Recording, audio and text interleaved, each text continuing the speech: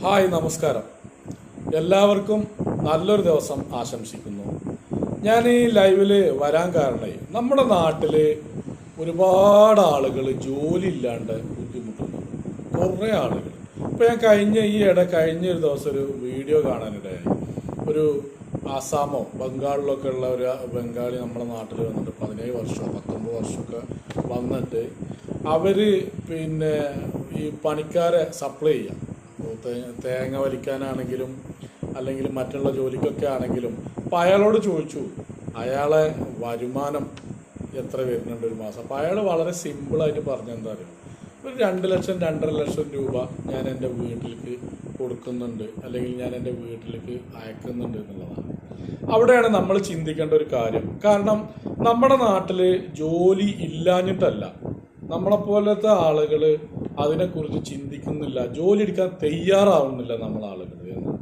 കാരണം ഒരുപാട് ജോലി വേക്കൻറ്റുകൾ നമ്മുടെ നാട്ടിലുണ്ട്.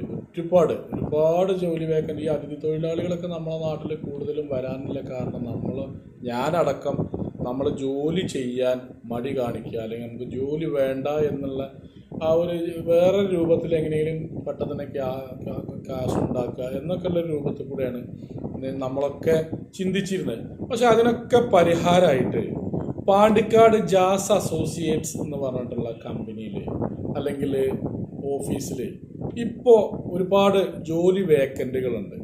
താല്പര്യമുള്ള ആളുകൾ ഞാൻ ഈ വീഡിയോൻ്റെ താഴെ ഈ വീഡിയോൻ്റെ ഇതിലായിട്ട് ഡിസ്പ്ലേയിലായിട്ട് ആ നമ്പർ, ബന്ധപ്പെടാനുള്ള നമ്പർ ഞാൻ അതിൽ കൊടുക്കുന്നുണ്ട്. എന്താണ് ജോലി എന്ന് പറഞ്ഞാൽ ഫീൽഡ് വർക്കാണ്.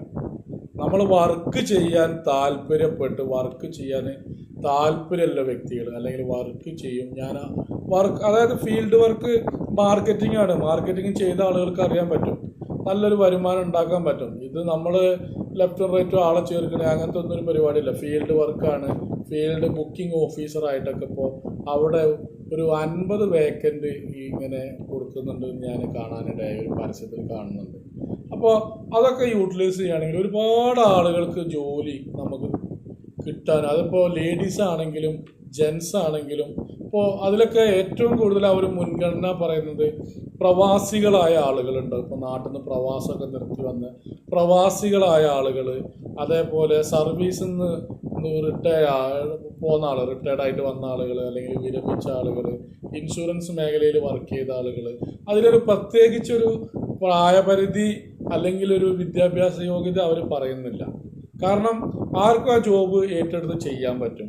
നമുക്കൊരു വരുമാനം ഉണ്ടാക്കാം. നമ്മുടെ വരുമാനം നമ്മൾ തന്നെയാണ് അതിൽ നിന്ന് ഉണ്ടാക്കേണ്ടത്. നമ്മൾ തന്നെയാണ് അത് ഇറങ്ങിയിട്ടായിരിക്കും ഇത്ര വേണം എന്നുള്ള രൂപത്തിൽ ചെയ്യേണ്ടതൊക്കെ. എനിക്ക് പറയാനുള്ളത് എന്താണെന്ന് വെച്ചാൽ, ഒരു ഗൃഹോപകരണ സ്ഥാപനമാണ്.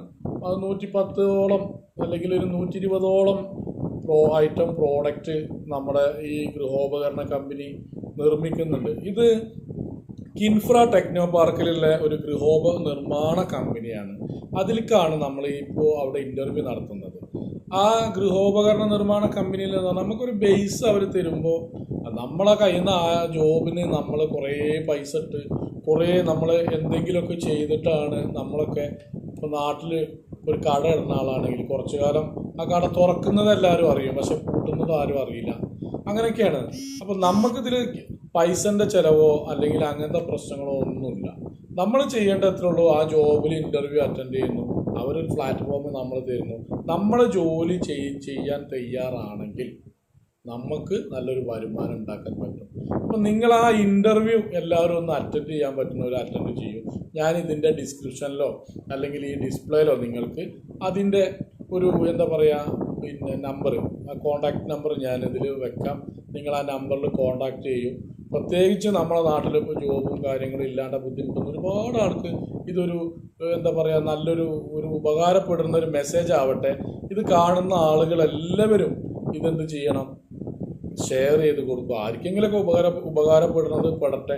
നമുക്ക് ചെയ്യാൻ പറ്റുന്ന അത്രേ ഉള്ളൂ. ഒരാൾക്കൊരു ജോലി വാങ്ങിച്ചു കൊടുക്കാൻ ചിലപ്പോൾ നമുക്ക് കഴിയില്ല. ഇങ്ങനെയുള്ളൊക്കെ മെസ്സേജുകൾ നമുക്ക് എന്ത് ചെയ്യാൻ പറ്റും, ഷെയർ ചെയ്ത് അത് കണ്ടിട്ടൊക്കെ ആളുകൾ അതിലേക്ക് വരട്ടെ എന്ന് ഞാൻ പറയുന്നു. എല്ലാവർക്കും നല്ലൊരു ദിവസം ആശംസിക്കുന്നു. Thank you.